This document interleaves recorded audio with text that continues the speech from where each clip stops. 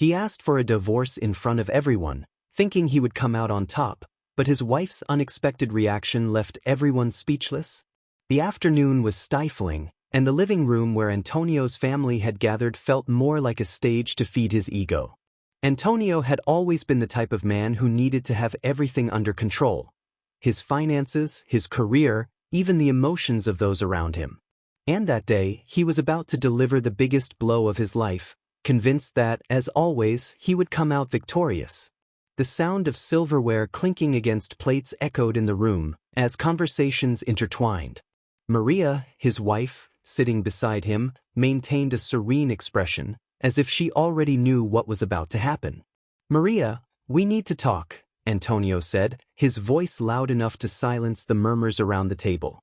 All eyes turned to the couple. Maria looked up and met Antonio's eyes with a calmness that was almost unsettling.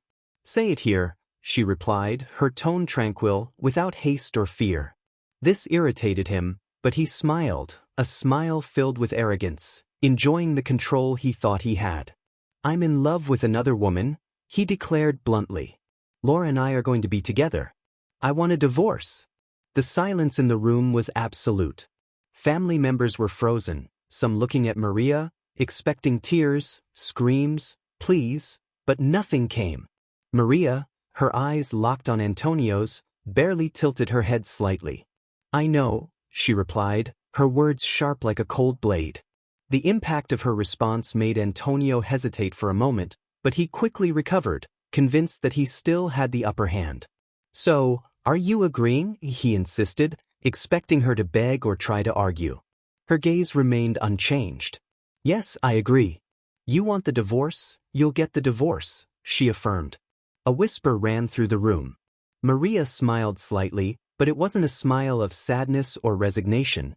It was the smile of someone who had just freed themselves from an invisible chain. "But with one condition," she added. Antonio raised an eyebrow, surprised by the turn.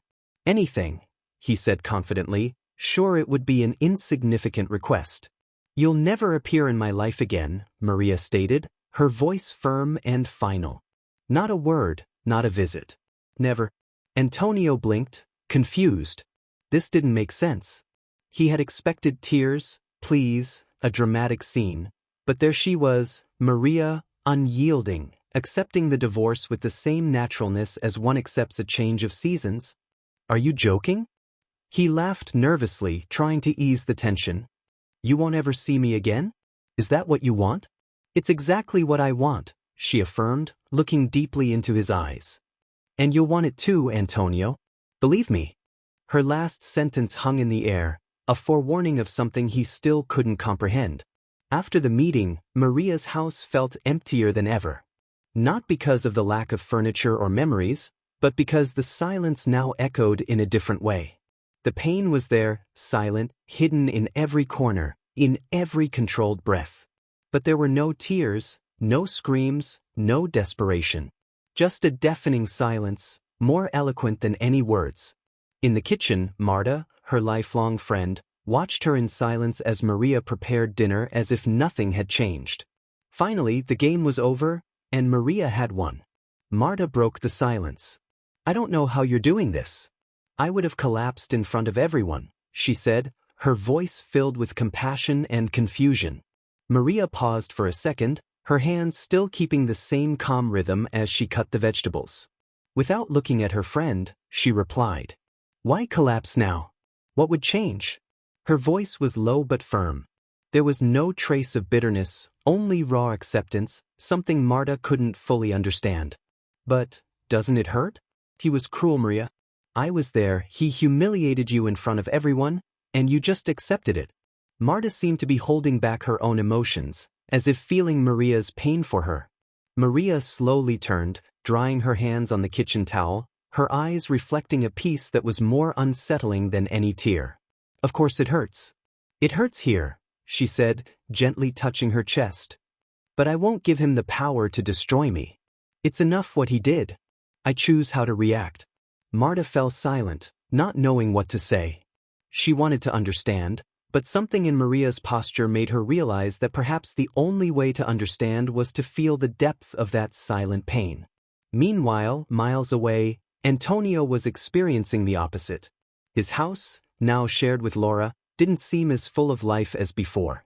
The control he always thought he had over everything began slipping through his fingers, and with it, his security. She didn't react. She didn't scream. She didn't cry. She didn't do anything. He said, exasperated, walking back and forth, while Laura listened with growing disinterest. Maybe she already knew, she replied, not looking up from her phone. There was something in her tone that deeply irritated Antonio. She didn't know. He insisted, standing up abruptly. He started gesturing with his hands, his frustration growing with every move. She should have screamed, she should have done something. Laura shrugged without lifting her gaze. Maybe she's stronger than you think, Antonio. The comment, though said indifferently, resonated in his mind like an unexpected blow. In Maria's house, however, tranquility was her refuge. Friends and family visited her, some bringing words of comfort, others, curious looks. Many didn't understand how she was managing to continue her life without breaking down publicly. Her mother, a woman of few words, finally confronted her one morning while they were having coffee on the terrace. "Are you really okay, Maria? Because I don't understand how you can be so calm." Maria looked out at the horizon, watching the steam of the coffee rise into the cold morning air. "I promised myself something, Mom, that I wouldn't let this pain define me. I won't live by what he did, but by what I choose from now on." Her mother shook her head but said nothing more. She knew Maria had her own way of processing things, and despite the silence, an internal battle was being fought within her. Maria felt the wounds, but she chose not to show them. The weight of her decision, to accept the divorce without hesitation, was something she carried with dignity. Though inside, pain was a constant companion in the first months after the divorce, Antonio felt invincible. His choice of Laura seemed like the ultimate triumph of his life. They were seen at parties and events, surrounded by an aura of luxury and success. He had everything: the woman he wanted, the prestige he had always sought. He felt in control as always. The divorce from Maria, to him, was just a detail, something overcome and buried. Laura was dazzling, and when they walked together, Antonio felt all eyes on them. And that fed him. However, slowly, something began to change. The nights with Laura grew shorter, her smiles rarer, and her excuses more frequent. Antonio noticed phone conversations being interrupted when he entered the room, postponed meetings, mysterious engagements that seemed to come out of nowhere. "Is everything okay?" Antonio asked one night, sitting at the table, as Laura prepared to leave once again for a last-minute commitment. She glanced at him, seemingly unaffected. "Of course," she replied indifferently. "It's just work, you know how it is." A lifeless smile accompanied her words, and Laura left through the door before Antonio could ask any more questions. Time passed, and Antonio's unease grew. In the office, he started hearing whispers among his employees, muffled laughter when he passed by. He had always been the type of boss that everyone feared, but suddenly he noticed looks of disdain, murmurs that would stop abruptly when he approached. "What the hell is going on here?" he thought, feeling the control he had always valued slipping through his fingers. The truth, as always, came at an unexpected moment. One afternoon, while organizing documents in his office, he heard voices in the hallway. It was two of his employees who didn't realize he was nearby. "Did you hear that Laura is with Carlos now, right?" Of course, everyone knows, except for the idiot Antonio. Antonio's blood ran cold. He gripped the door tightly, his heart pounding so loudly it seemed to echo in the empty room. The woman he had left everything for. She was with Carlos. His employee. He felt rage grow, a rage so intense it nearly blinded him. How could this be happening? He was Antonio, the man who controlled everything. How dare they betray him? That night at home, he waited. His mind was boiling with chaotic thoughts, and the silence of the house, which he had once valued, now felt like a black hole swallowing him whole. When Laura entered, calmly removing her coat, Antonio confronted her, his eyes fixed on her, chest heaving. "You're betraying me with Carlos," he shot out without preamble. The impact of his words was immediate. Laura stopped in the middle of the room, her expression frozen for a moment. But then, instead of denying or justifying herself, she let out a short, cold laugh. As if the situation was ironically too obvious to be ignored. Did you really think you had everything under control, huh? Antonio finally turned to her, his eyes shining with a mix of disdain and indifference. You always thought you could manipulate everyone, do whatever you wanted with no consequences. Well, here's your consequence. He could hardly believe what he was hearing. Rage gave way to shock, and then to humiliation. But, after all, I gave you everything. His voice a mix of desperation and disbelief. The facade of the powerful, invincible man was crumbling before his very eyes. Laura sighed, and with a weariness that seemed to have been there from the beginning, she responded. You gave nothing, Antonio. You took. And I just played your game, until I didn't need to anymore. Those words hit him like a knife. He felt the ground give way beneath him. That was it. All his ambition, all his struggle, all the illusion of control, none of that mattered anymore. Laura would leave him.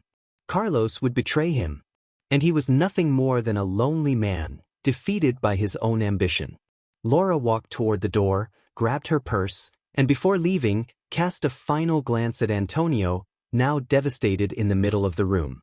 Good luck with what's left of your life, she said with a tone of sarcasm that made his heart sink. And then she left, leaving Antonio alone with the silence. A silence much heavier than any other he had ever experienced before. It was in that moment that Antonio realized he had lost everything. And for the first time in years, he had no idea how to regain control.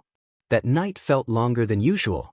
The silence in his house was deafening, almost suffocating. Sitting at the kitchen table where he used to have dinner with Laura, he gazed into the darkness through the window. His mind kept circling around the same question. How did I get here? Laura's betrayal was a blow. But the emptiness she left was even worse. He was alone. More alone than he had ever imagined. And now, for the first time in a long while, he felt the weight of every decision he had ever made. He picked up the phone. Maria's number was still there, intact, as if deep down he knew he would need it again someday. He ran his fingers across the screen, hesitant. His pride still held his hand. But then reality hit him hard. He had nothing left. Laura had left him. His employees despised him. And the only person who could understand his pain was Maria.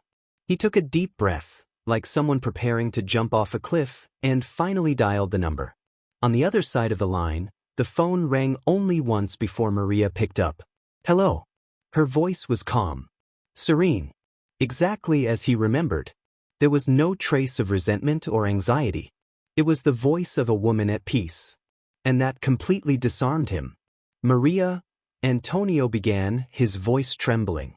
The name escaped his mouth like a whisper. It's me, Antonio. There was a silence on the other end. Antonio held his breath, waiting for a response. When she finally spoke, her voice held no surprise, only a slight curiosity. What do you want, Antonio? He swallowed hard. How could he explain that he was broken, that the life he had chosen had crumbled, and now all he wanted was forgiveness?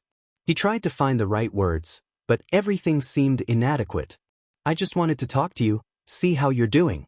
How am I? Maria repeated, now with a slight touch of irony in her voice. Do you really want to know how I'm doing, or are you just trying to ease your guilt? The impact of her words hit him like a punch to the stomach. She knew. She knew he wasn't there out of genuine concern, but out of desperation. And she was right. He stayed silent for a few seconds, struggling to come up with a response that wouldn't sound pathetic. I know I was wrong, Maria. I know I hurt you in a way no one should, but I just wanted to say I'm sorry. I lost everything, Maria. His voice cracked at the end of the sentence, revealing the fragility he had tried so hard to hide. Maria sighed on the other end of the line. Antonio could imagine her serene, but firm, face. And what do you want from me, Antonio? Do you want me to say I'm sorry for you? To forgive everything as if nothing had happened? I don't know, he replied, almost in a whisper. I just wanted you to listen to me.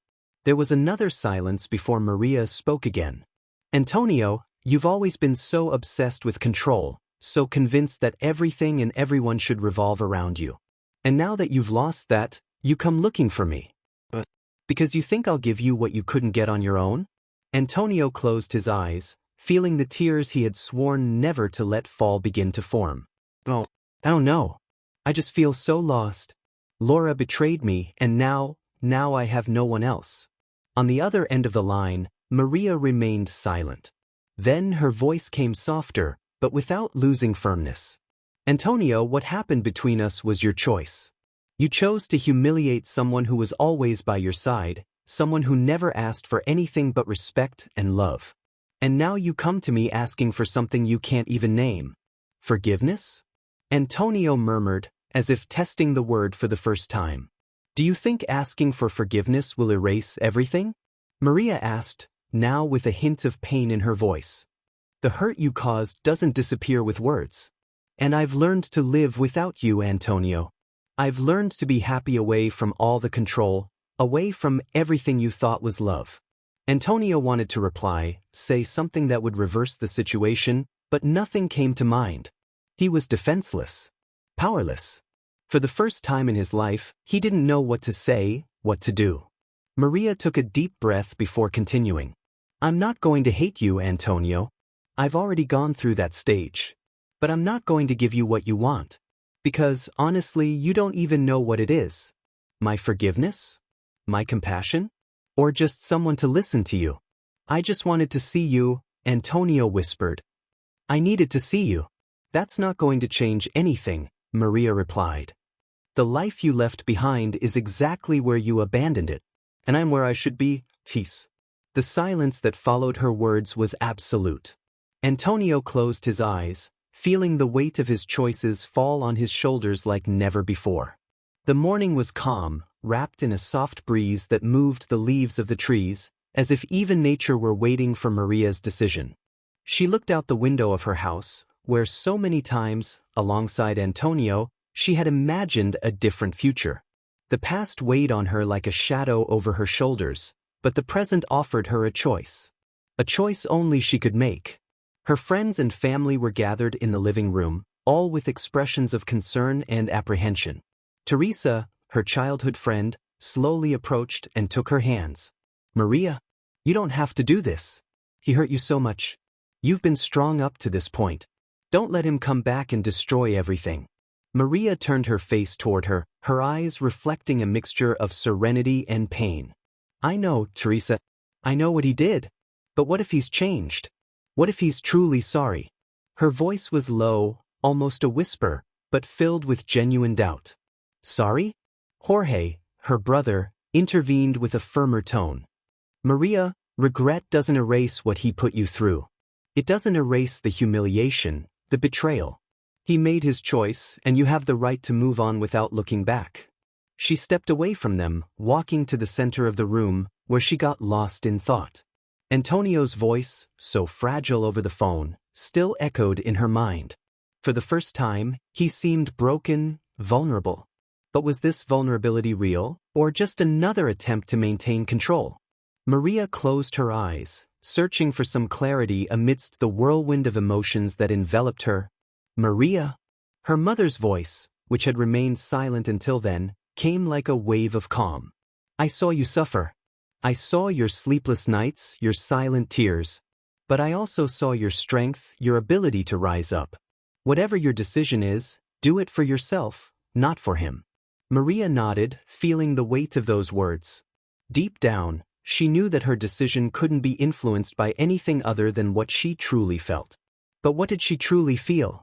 Was there still love for Antonio? Or was it just the remnant of a story that should have already ended?